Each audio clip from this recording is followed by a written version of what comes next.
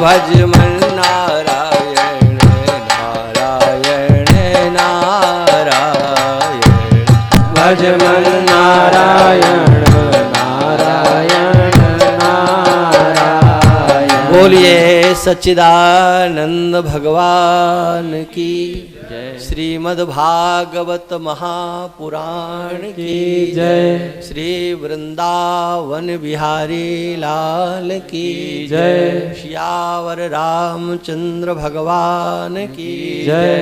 श्री शंकर भगवान की जय। श्री हनुमंत लाल की जय। श्री शुकदेव भगवान की जय। श्री व्यास भगवान की जय। श्री सद्गुरुदेव। देवता अनेक रूपों में हमको दिखाई पड़ते हैं, सुनाई पड़ते हैं, अनेक देव हैं, लेकिन उस सब में एकत्व तो है, वो स्वरूप से सब एक है। उस स्वरूप की सबसे पहले महात्म्य में चर्चा की जाती है, और स्वरूप से हम भी भगवान से एकीभूत हो रहे हैं।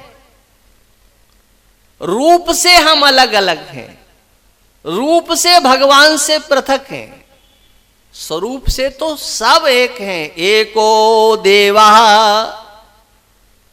सर्वभूतेषु गूढ़ः सर्वव्यापी सर्वभूतांतरात्मा। एक देव है, वो सर्वव्यापी है, सबकी आत्मा है, और वह किस रूप में है? तो उसी की चर्चा सबसे पहले स्वरूप बता करके सच्चिदानंद रूपाय विश्वोत्पत्त्यादि हेतवे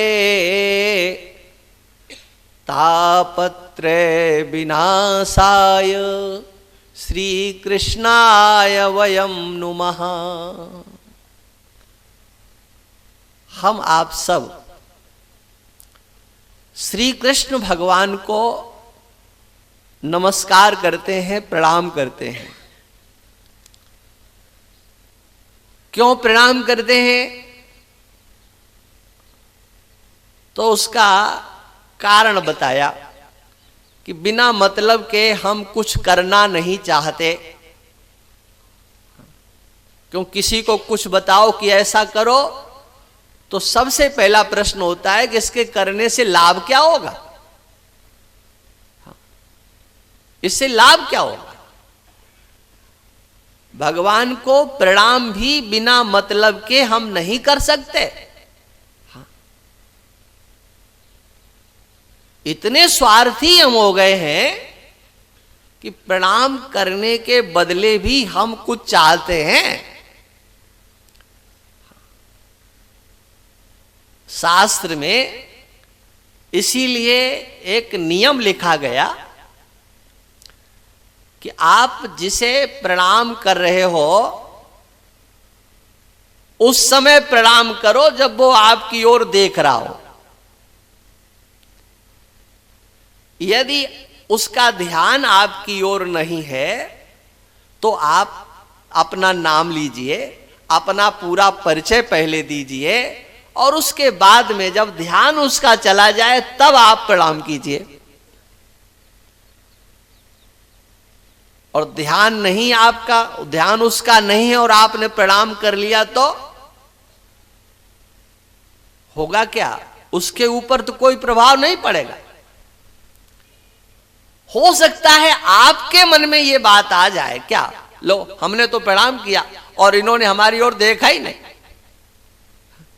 हो सकता है उसका दिमाग, उसका ध्यान कहीं और जगह हो, आपको प्रणाम करते समय उसने नहीं देखा तो आपका भाव बदल सकता है, क्योंकि आपकी दृष्टि में प्रणाम करना बहुत अच्छी चीज है और बड़ा उपकार कर रहे हैं। हाँ, जिसको प्रणाम किया जाता है उसके ऊपर उपकार तो किया ही जाता है। ये बात आप लोग जानते हो कि नहीं?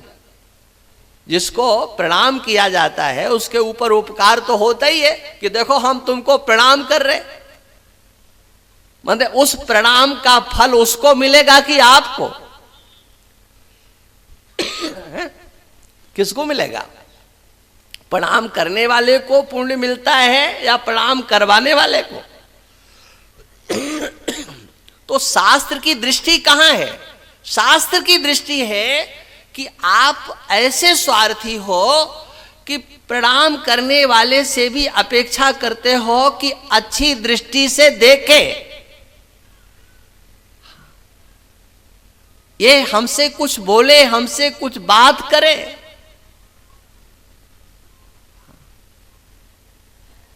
ये भावना छोटी छोटी हमारे हृदय में गांठें उत्पन्न कर देती है। और इसीलिए ये बार बार कहा जाता है निष्काम कर्म करना सीखो, कामना से रहित होकर के कर्म करना सीखो। किंतु समस्त कामनाओं का त्याग कर देना चाहिए, एक कामना को बचा लेना चाहिए। अपने आत्म कल्याण की कामना का कभी त्याग नहीं करना चाहिए। और होता यह है कि आत्म कल्याण की कामना का हम पहले त्याग कर देते हैं, संसार की कामनाओं का तो कभी त्याग ही नहीं हो पाता। और इसीलिए इस मंगलाचरण में कहा गया तापत्रय विनाशाय, तीनों तापों की निवृत्ति के लिए, माने दैहिक, दैविक और भौतिक किसी भी प्रकार का ताप हमारे पास नहीं रहे, हमारे जीवन में ये तीनों ताप नहीं रहे।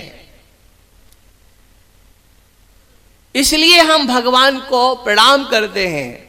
तो कहा यह बात निश्चित है, तीनों ताप आपके जीवन में नहीं रहेंगे अगर भगवान को समझ करके आपने प्रणाम किया है तो।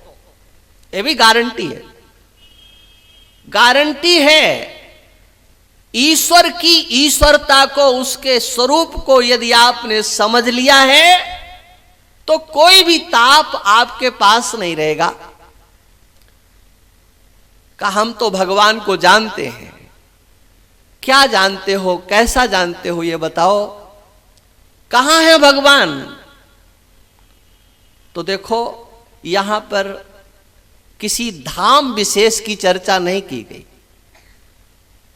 भगवान कृष्ण कहां हैं? वृंदावन में हैं, द्वारका में हैं, जगन्नाथपुरी में हैं या गोलोक में? ऐसी चर्चा नहीं। तब इस दृश्यमान जगत को लेकर के चर्चा की गई है। ये जो दिखाई पड़ रहा है संसार, ये किससे उत्पन्न हुआ है? ये जो दिखाई पड़ रहा संसार, इसका पालन कौन कर रहा है? और ये संसार प्रतिक्षण कहां लीन हो रहा है? क्या आप जानते हैं? और यदि नहीं जानते हैं तो जानने की कोशिश करना चाहिए। यह समग्र संसार उस परमात्मा से उत्पन्न होता है,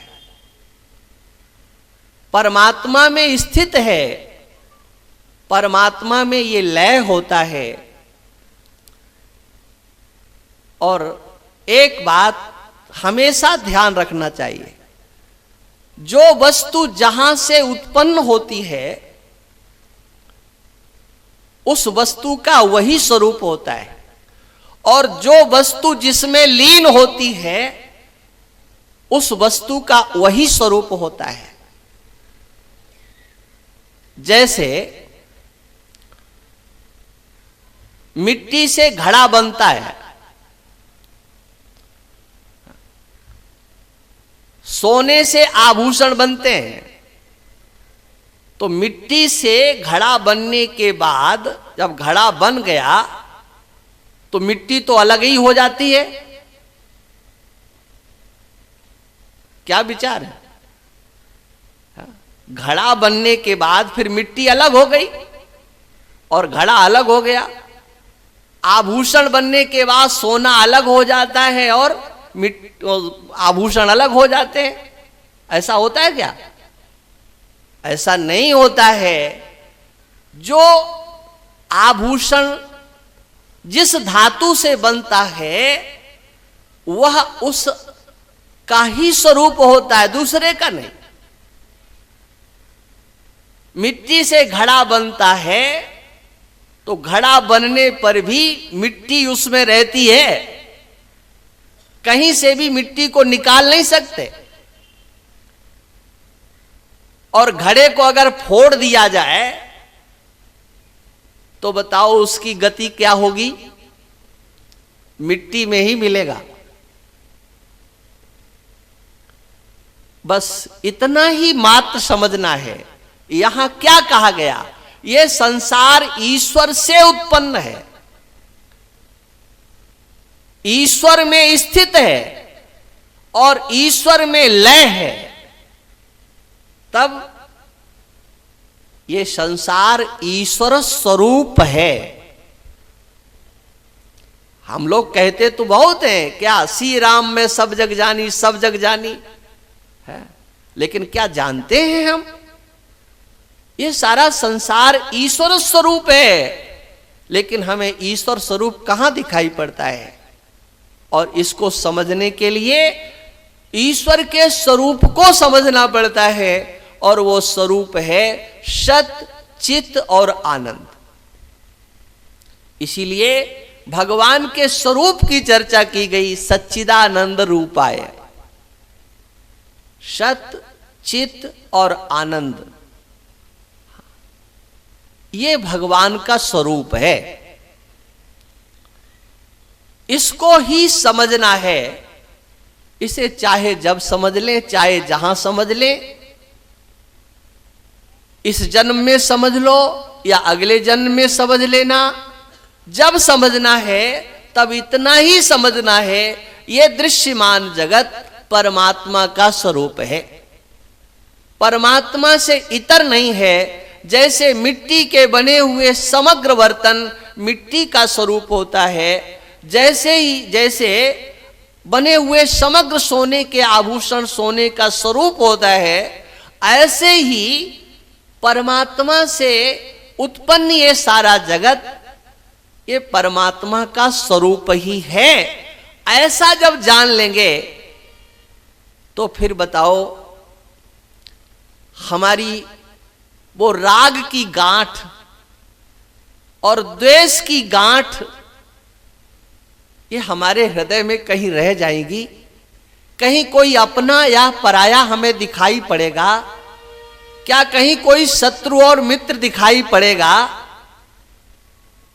मैं और मेरे का भाव भी नहीं जहां रहता है, वहां पर उस स्थिति को प्राप्त करने के लिए इस परमात्म तत्व के स्वरूप को समझना पड़ता है।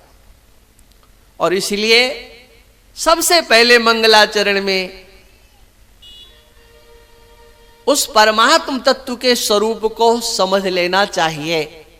आप कहें इसको समझने से लाभ क्या होगा? तो इससे लाभ यह होगा, जब ईश्वर को आप ऐसा समझ लोगे तो मानस में या गीता में जब आप पढ़ते हो, क्या ईश्वर अंश जीव अविनाशी या ममई वांसो जीव लोके जीव भूता सनातनः, जब ईश्वर को आप समझ लोगे तो आप अपने आप को भी समझ लोगे। ईश्वर के स्वरूप को जान करके आप अपने स्वरूप को जान लोगे कि आप भी उसके स्वरूप हो। अंश माने स्वरूप। गोस्वामी जी ने क्या लिखा? ईश्वर अंश जीव अविनाशी चेतन अमल सहज सुख राशि। इसका अर्थ ही यह है कि जीव जो ईश्वर का अंश कहा जाता है वह सच्चिदानंद स्वरूप है। और जब सच्चिदानंद स्वरूप निश्चित होता है तो आप जानते हो तीनों प्रकार के ताप कहां हैं? हाँ,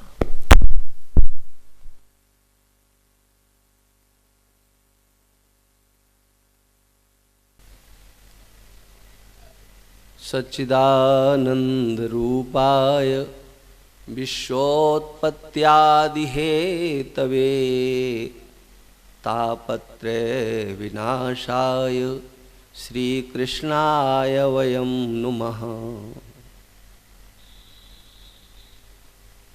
भगवान कृष्ण के श्री चरणारविंदों में नमन करते हुए